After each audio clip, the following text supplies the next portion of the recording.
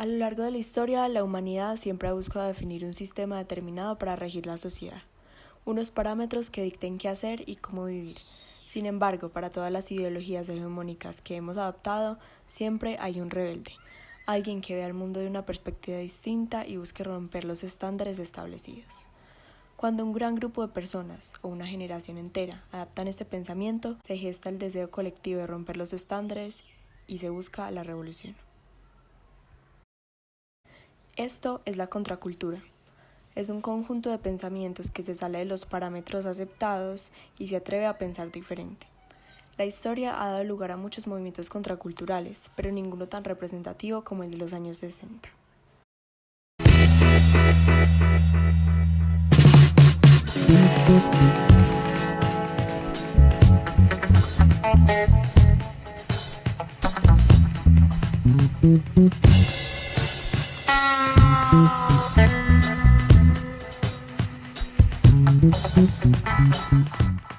Para entender el hipismo, primero tenemos que responder una pregunta. ¿Qué fue lo que pasó en los años 60? La Segunda Guerra Mundial dejó al mundo aporreado y dividido. Al terminar dio lugar a la Guerra Fría, que fue una tensa rivalidad entre las principales potencias del momento. Las personas estaban en constante alerta ante la amenaza de una guerra nuclear a punto de estallar. Y bueno, luego de Japón no era precisamente algo que quisieran repetir. Estados Unidos, como la principal potencia capitalista, promovía el consumo y la institucionalización en la sociedad, formando expectativas rígidas para la nueva generación. Además de esto, Estados Unidos tomó parte en la Guerra de Vietnam, una guerra llena de violencia y muertes que dejó una profunda marca en el país. Como si no fuera suficiente, las mujeres, los homosexuales, negros y demás grupos oprimidos exigían un cambio.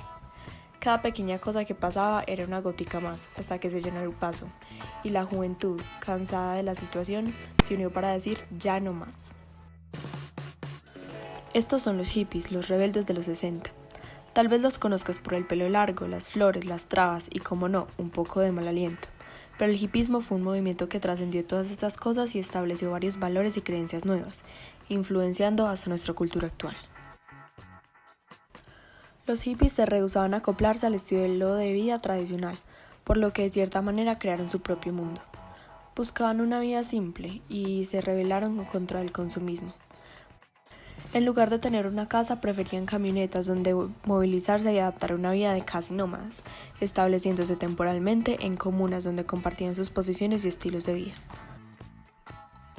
No contaban con muchas posesiones, sino que se redujeron estrictamente a lo necesario. El pelo largo, la ropa suelta, la manera en la que se despojaron de muchos productos de higiene personal demostraban su estilo despreocupado, pero además de eso, eran todos parte de su rebelión pasiva. I think that a generation of kids which says, we don't care about your concepts of cleanliness is a revolutionary generation. Queda claro que ellos no buscan el sentido de su vida en lo material, pero entonces ¿en dónde?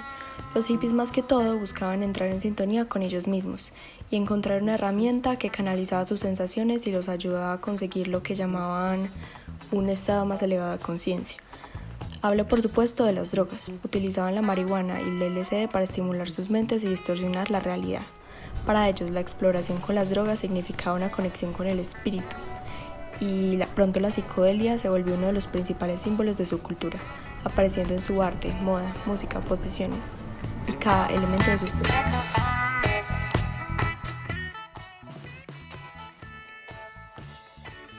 El movimiento del hipismo es más que todo pacifista.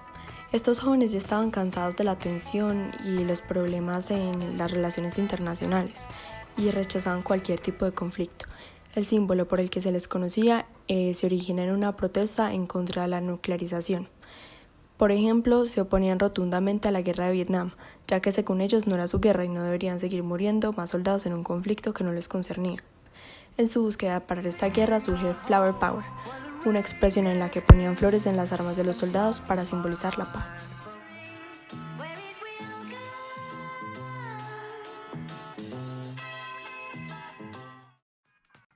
Muy ligado a sus ideologías de la paz se vino la libertad del amor. Para ellos el amor era una forma de vida y no debía ser limitada por la monogamia, la satanización de la sexualidad ni el género de la otra persona.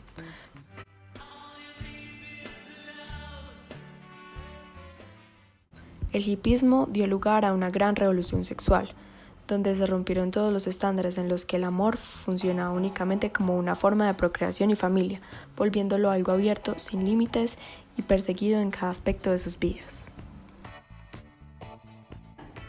El amor del hipismo va muchísimo más allá de una pareja, o varias.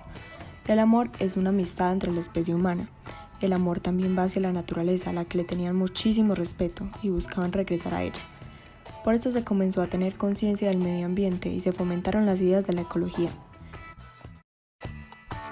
Adicionalmente, su amor y paz trascendía las barreras de género, sexualidad y raza, por lo que empezó a hablar con mucha más fuerza de los derechos de la mujer, los derechos de los negros y de los homosexuales. En general se valoraba mucho más la humanidad al buscar la unión y convivencia entre todas las personas de la misma especie.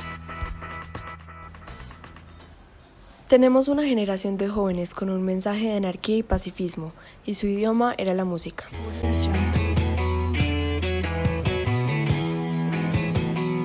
Artistas como los Beatles, Pink Floyd, Jimi Hendrix, Janis Joplin, The Rolling Stones transmitirían el mensaje.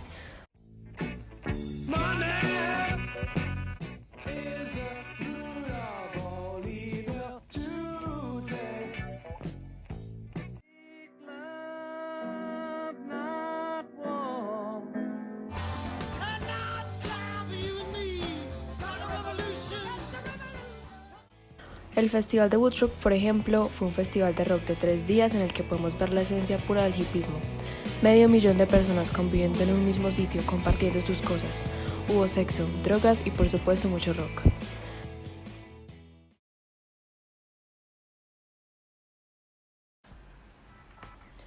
Con estas ideas tan bonitas y tanta seguridad en sus mensajes, nos preguntamos, ¿pero qué les pasó?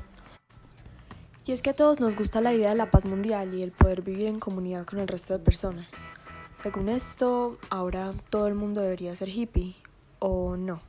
Finalmente los hippies tuvieron tal ruptura con la sociedad que terminaron en el otro extremo. Por irónico que fuese, la vida hippie no era tan sostenible como se lo planteaban. Entregados a una vida de ocio casi absoluto, sin estabilidad ni planeación, dejó de ser viable para muchos de ellos a medida que crecían. Con un abuso de las drogas desmesurado y una sexualidad sin responsabilidad ni control, muchas de esas personas no tenían un buen final, sin mencionar que cuando tenían hijos debían responsabilizarse un poco más de sus vidas. Así como llegaron los hippies, al pasar el tiempo se dejaron de ver personas tan inmersas en este estilo de vida. Muchos de ellos se reintegraron en la sociedad, pero aunque el pelo largo y los fans de flores desaparecieron como moda, las ideas del hippismo nunca murieron. El movimiento hippie dejó una profunda marca en la humanidad que sigue presente hoy en día.